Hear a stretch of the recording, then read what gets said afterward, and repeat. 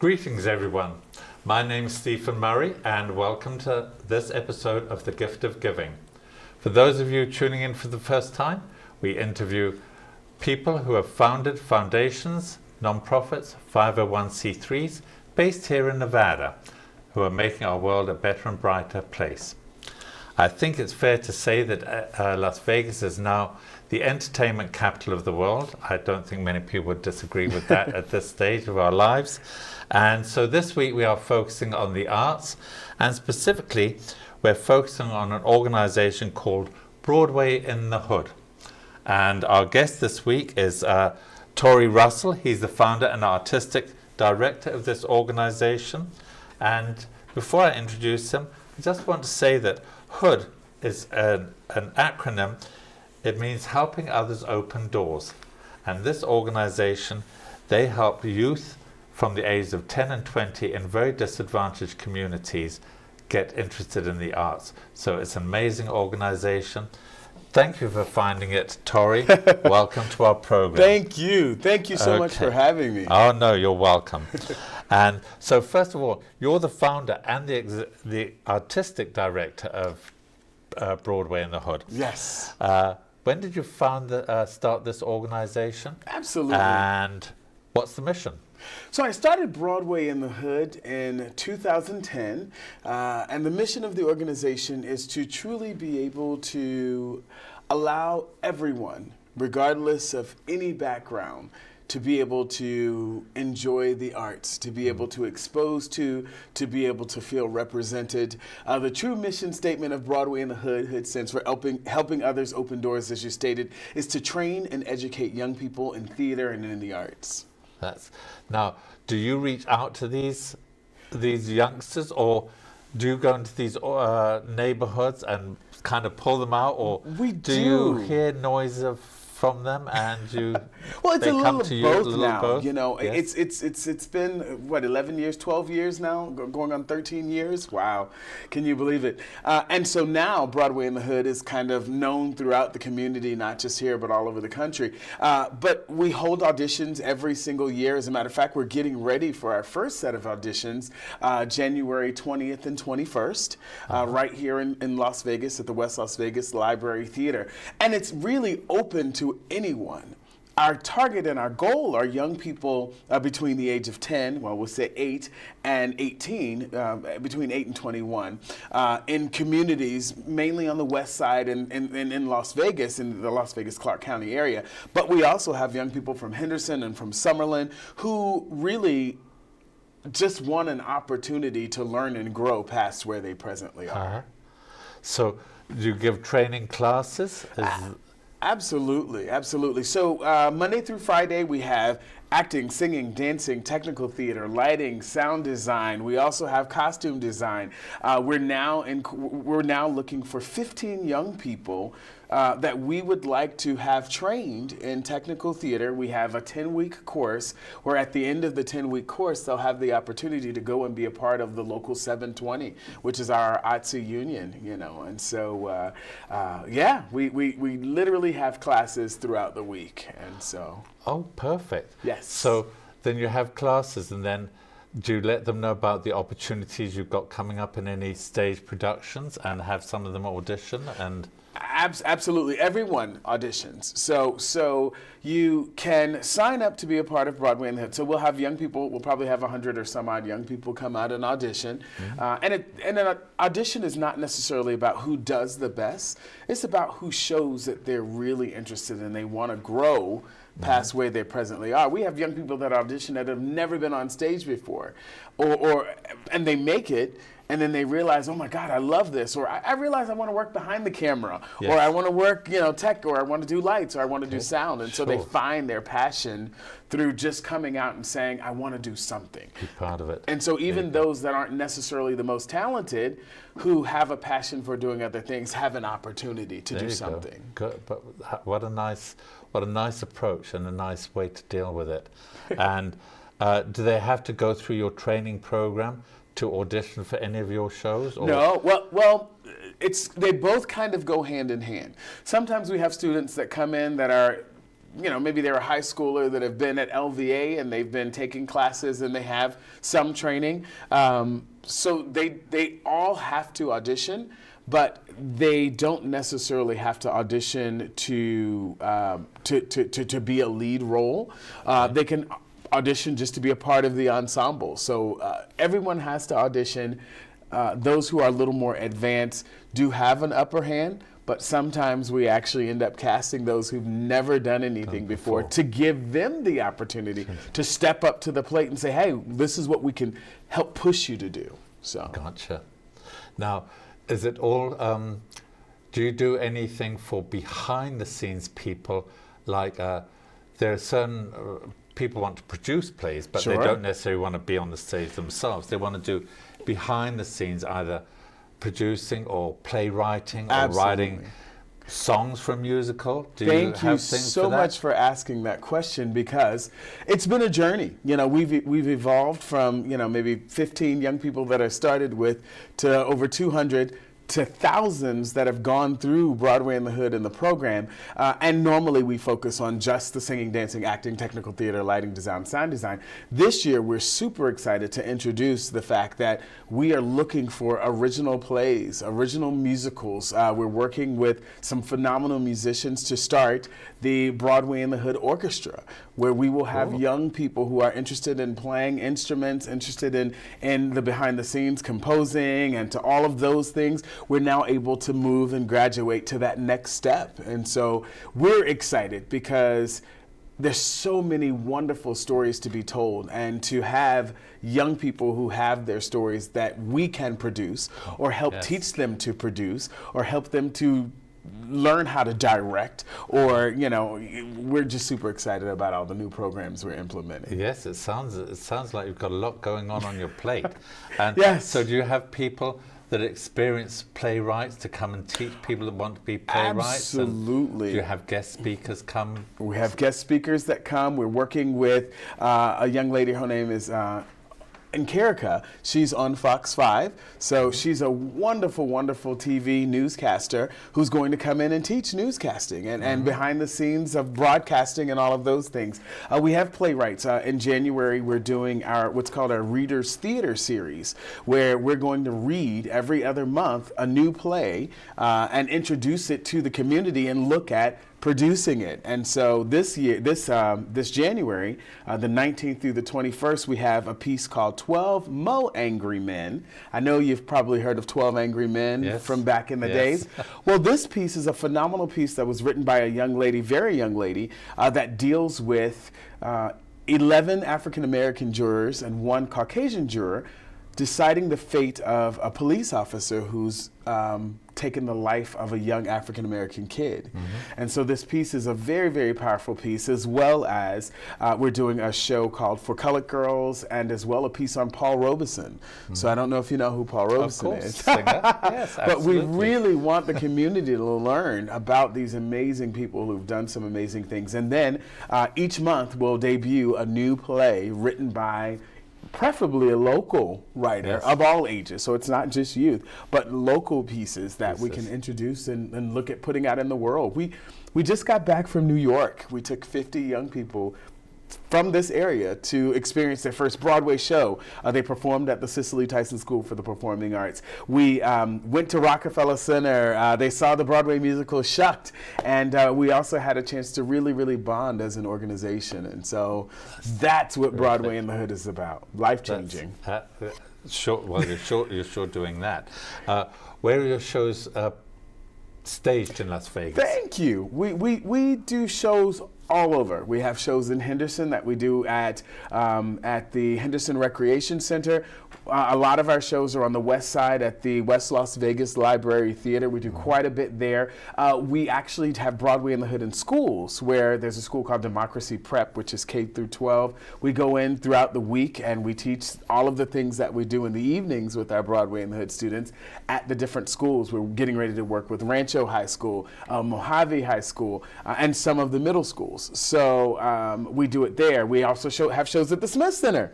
We're the only local organization to have a full Broadway season of shows that we do at the Smith Center. Wow. hold that thought. That's a nice positive note. Yes. But hold that. We're going to take a little brief sponsorship break. Please stay with us. We'll be right back. Thank you, sponsors. Introducing Pacific Coast Capital, your partner in finance. We provide financing for your business. Speed, flexibility, and creativity are the foundation of our service. We'll help you navigate through change and opportunities. Our 90-plus years of experience ensures quick turnaround on loan decisions. Ride the wave to prosperity with us. Ready for new funding? Visit our website today at pacificcoastcap.com. Welcome back, everyone, and welcome back to our special guest today, Tori Russell. And I'd like to thank our sponsor, Pacific Coast Capital, for supporting this program. And you'll know that if you're a business seeking financial assistance, that's the place to check out. I'd like to talk to you. You've got a very impressive array of ambassadors. You've got Ben Vereen. Yes. I saw actress Cicely Tyson. Yes. Tap dancer and choreographer, well-known, Savion Glover. Gladys Knight, singer, Yes. Clint Holmes, Denise Williams, among others. Now, what is the function of your ambassadors, and how do they become involved?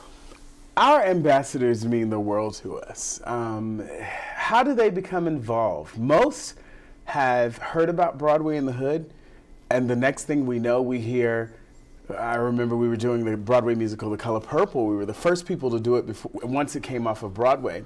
And we're getting ready to open over at the West, Las Vegas Library Theater on the West Side in the quote-unquote hood. And I get a call 5 minutes before the show. Hey, Miss Gladys Knight's coming to see the show. Whoa! Who?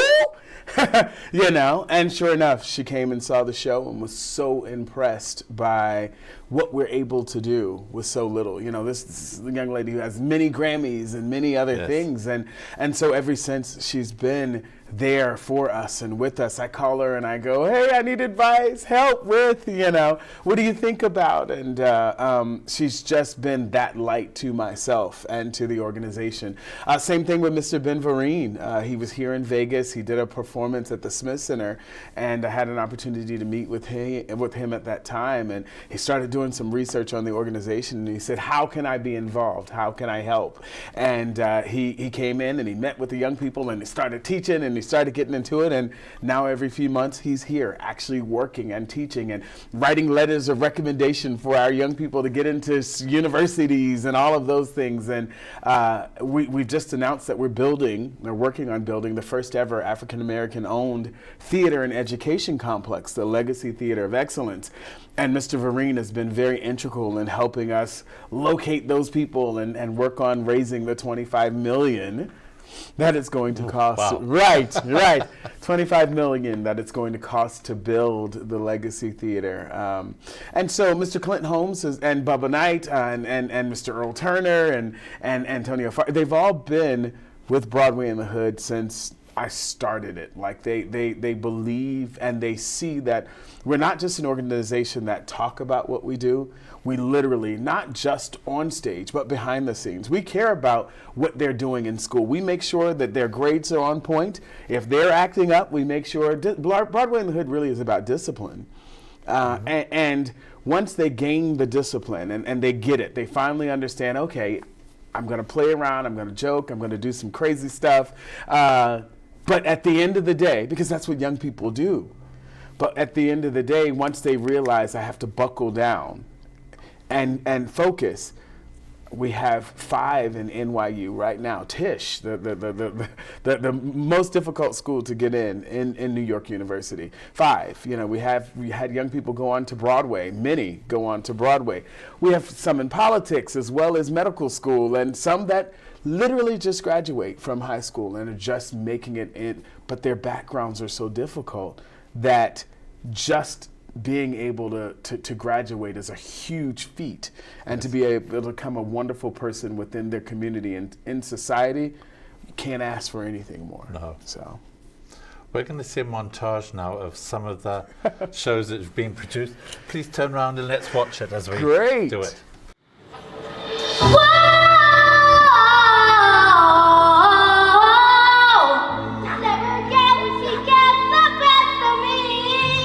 Never again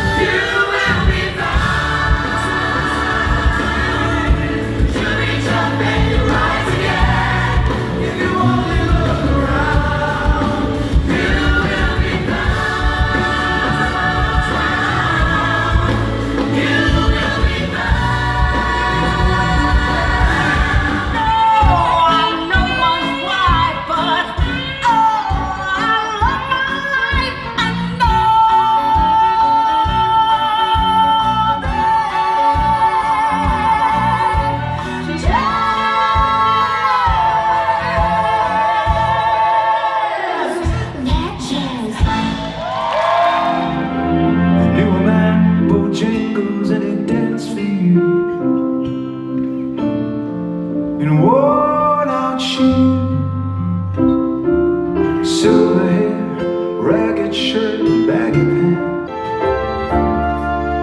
Mr. Bojangles.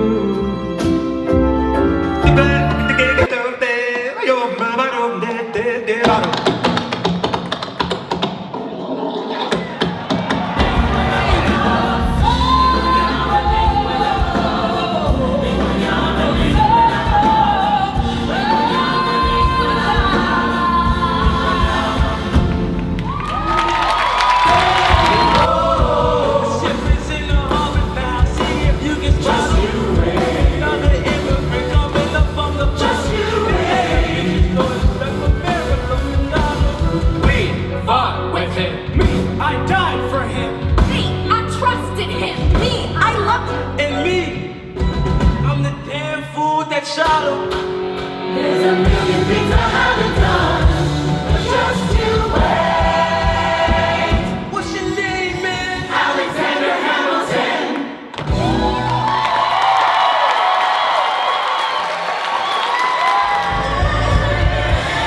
For every mountain, you brought me over. For every trial, you see me through. For every blessing, hallelujah. For this, I give you praise.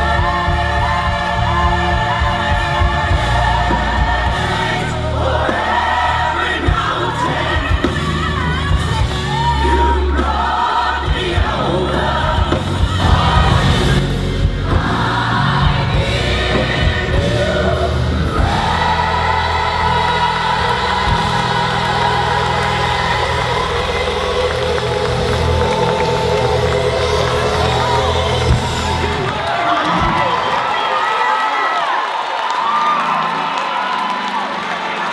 Ladies and gentlemen, the cast of Broadway in the Hood.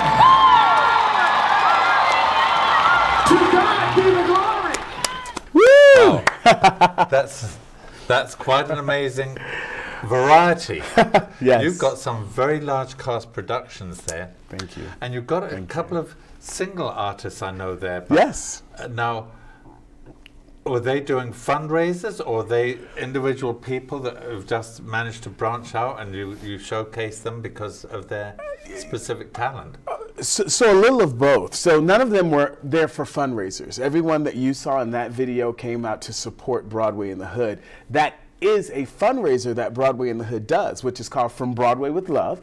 And we're excited to announce that this year we'll be doing From Broadway with Love Labor Day weekend at the Smith Center. So what you saw there will happen all over again with new songs and new young people and some of the other entertainers like Savion Glover and some of the others that came out to support us. The young lady who was doing the piece from Dreamgirls, her name is Miss Moya. Moya is now in London. She starred in The Lion King in London. She also did Dreamgirls. She was Effie in Dreamgirls in London and have traveled all over the world. And so From Broadway with Love is our fundraiser that we do every few years. And this year we're excited to announce that in April, the first weekend in April, we're doing Little Shop of Horrors. Oh my goodness. Yes, at the Palms Hotel and Casino in the Pearl Theater. And the show is going to be free and open to the public. And, you know, we do it this way because I grew up with absolutely nothing. And it truly was the theater that saved my life, and finding a family and finding a group of people who understood that I may be crazy with my wild and crazy hair and may not have a lot of money or have any money at all, but we all had one general love, and that was the arts, and it brought us all together. At the end of the day, the arts is, and music and dance, that is the human connection, I believe. Everybody can connect to a piece of music. Everybody can walk past a piece of art and see it differently, but respect it for how they see it. Same thing with music. I may not be the biggest rock music fan, but I respect that somebody loves that. So, well, I think the arts is true. The arts brings people from all diverse backgrounds together. It's, you know, for various and assorted reasons.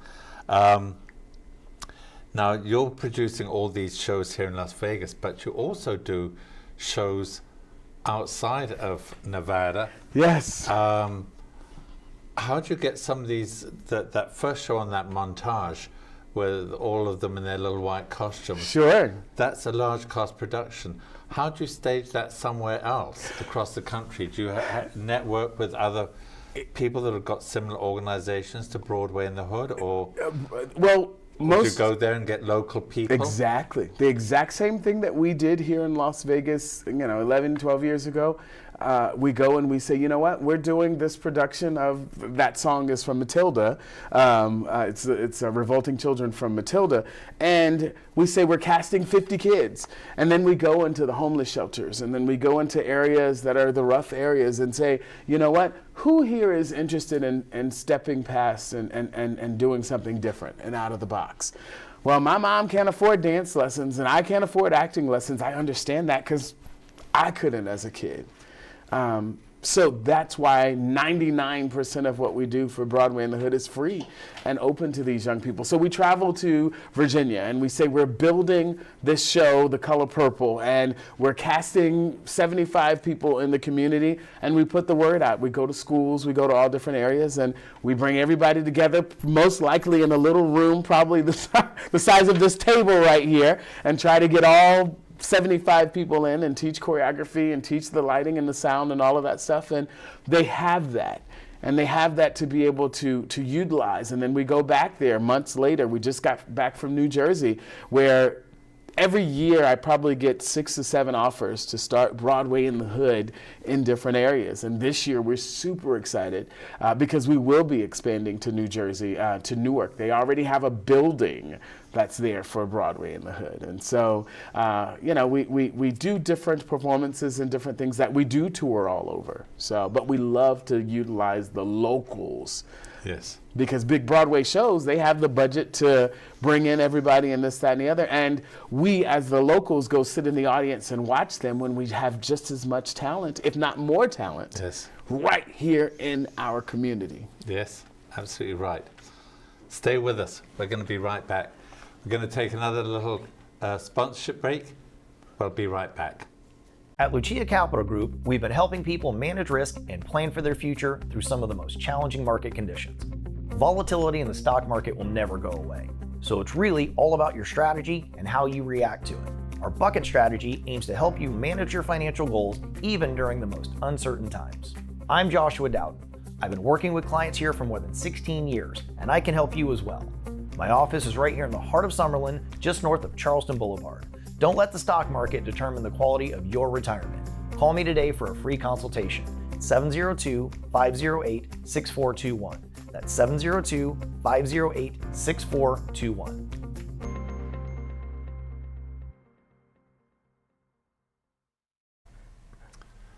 Welcome back, everyone, and I'd like to thank Joshua Dowden of Luchia Capital Group for sponsoring this program and for allowing it to happen, and for the advice he's given me for retirement over the years.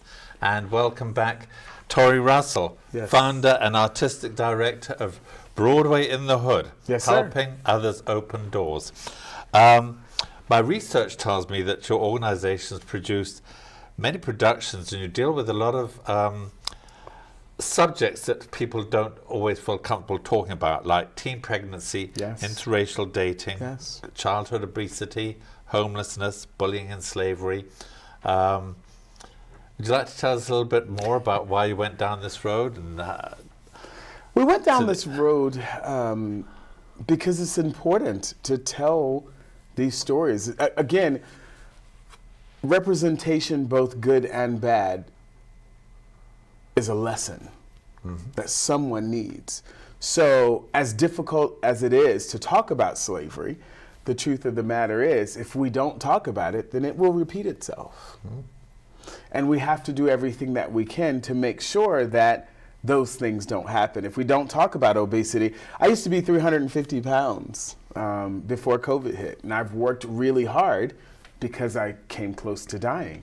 And so we have to understand that telling these stories, even as it relates to homelessness and how to deal with police officers and the racial issues that are going on right now. We've been blessed for the last 2 years to travel this show. It's called American Son. It's a powerful, powerful straight play that deals with 4 characters that deal with a mother who's searching for their child, a mother who's trying to find the whereabouts of her child that's been pulled over by the police at 3 a.m. He's actually 18 years old. And this show has been seen by about 80,000 people throughout the country, free and open to them, because it's such an important message. So writing those stories. We do a show that's called Bringing the Light, where the young people write about what's going on in their life right now, whether it's sexuality, whether it's my dealing with drugs, whether it's I hate my parents and I want them to die, or, all of these different things. And the parents sit in the audience, and the audience sit there going, wow, I never thought that an 8-year-old would consider committing suicide. But to hear it out of the 8-year-old's mouth that I want at times to die is so enlightening. And if we don't have that opportunity to share that story, we won't be able to impact the world the way we need to. Oh, I hear you. Even as a country, the world, we can all look at the same thing and see it differently. And certain things apply differently to certain parts of the world and country. Sure. So when you're putting together one of these plays, let's say it's about homelessness, the homeless situation here in Las Vegas might be vastly different to how it is in New York. I mean, I realize it's still homeless, but there's still different perceptions and still different ways of dealing with it. Do you put on a production here as a test to see how it goes before shipping it across country? Or do you tailor your shows to the regions, or a combination of both? We normally do build a show here and then travel it for 2 reasons. We want to give the people here the opportunity to travel around. And once you peel all of the layers back, homeless is homeless. I have lived homeless. I've eaten out of garbage cans. I've been through some things. So homeless here in Vegas in the winter is a lot different than homeless in Chicago and Vegas. But the fact is, you're without a home. You have no place to call your own. No, I realized that, and I was just using homelessness as one of the as an example, because even though the core is the same, it's dealt with in different ways within the community. So I appreciate what you're saying. You peel back the layers, they're still without a home, but it's how we deal with things. How we in the area deal with it. It's how we deal with the cards we're dealt. That's all it always boils down to. Absolutely. And do you find by putting on a play here, you see that it works and it's successful, it might go somewhere else and it's not quite so successful because they can't quite relate to how we're dealing? Has that hit you, and have you had to change? We've not had to adjust. We wrote a play called Orphan Blues that dealt with 12 homeless youth. And the show started here in Vegas, and it ended up touring around the West Coast. And it was well received. There was only one place, and I don't remember, this was early on in Broadway in the Hood. From a government standpoint, homelessness was not something that they wanted to talk about. It was not something that, it's almost like, even as it relates to the whole police and race situation. We've done American Son in many, many, many, many locations. And getting the show there has been interesting, because there are some areas in the South that say, well, we don't even want to deal with that. So I believe that's what you're saying. Yes, there are places that don't necessarily want to embrace certain stories, as well as Vegas. Vegas is definitely more liberal to a certain degree, even though it still is the Mississippi of the West in certain aspects. So cool. So, okay, following up, what would you then say are the biggest challenges that face you as an organization? I appreciate funding's probably one of them. Right. But what is the biggest challenge that you see?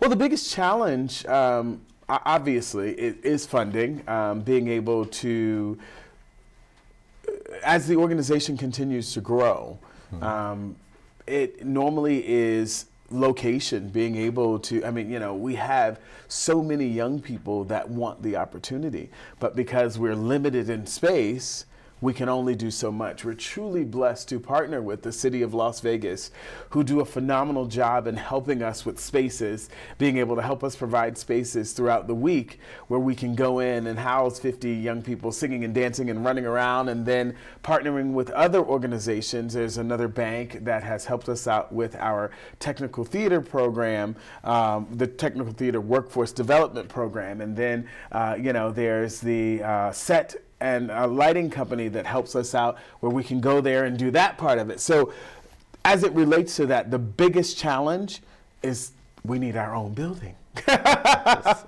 Yes. Okay, so that's the biggest challenge.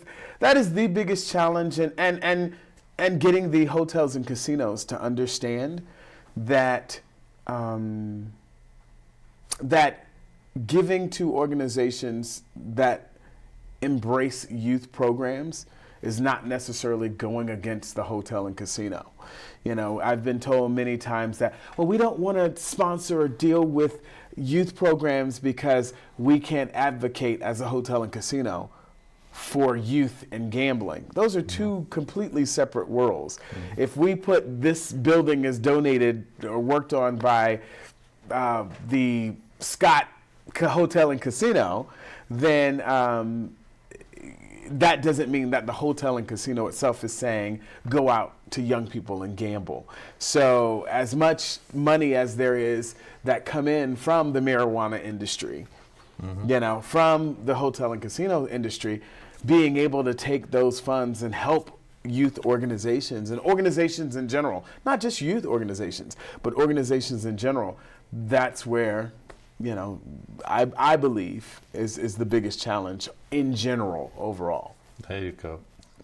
Well, I wish you continued success with Broadway in the Hood. It sounds like you're making a huge impact on the lives of many youth. Thank you. And keep up the good work. I'm sure it's rewarding in very, very many ways for you.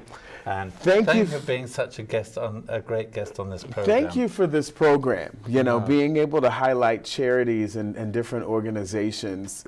Unfortunately, there are moments where we never get a chance to stand up and be heard. And so thank you for this platform, and thank you to this station for being so wonderful to us and to organizations throughout the state. Well, thank you so much for those kind words, Tori, and wish you much success in the future with your program. Before you leave, give us the information as to how we can get in touch with you. Certainly. Do you have a website and a phone number where... Absolutely. You can reach us at BroadwayInTheHood.org. That's BroadwayInTheHood.org. Or you can visit our website, thelegacytheaterlasvegas.com. And you can reach us by phone at 702-482-8777 or email us at info@BroadwayInTheHood.org. There you go. You have all the information you need now. And you're absolutely right. I'd also like to thank John Stars, the producer of this program, and again WWDBTV for allowing me to host this program. I'd also like to thank our sponsors, Pacific Coast Capital and Luchia Capital Group. I've really got to get around that. It's getting a tongue twister for me. If you have any comments or questions on this program, please reach out to me, Stephen at thegiftofgiving.vegas. And finally, I'd like to thank you, our viewers, for tuning in and listening to this program. I hope you've enjoyed it. And please join us next week when our guest will be Nevada Problem Gambling. And so please join us then. I hope you'll enjoy that. And please stay tuned for the final message from our last sponsor, RJ Champion, my business partner for the last 25 years. He'll be on right at the end of this program. In the meantime, please stay safe, be kind to one another, and we'll see you next week. Goodbye for now. Mr. R.J. Champion is proud to sponsor WWDB-TV's series, The Gift of Giving, and wishes the program much success. Congratulations and gratitude to the featured guests and the organizations they represent. Our community is well served by your tireless efforts to make Nevada a better state for all its residents.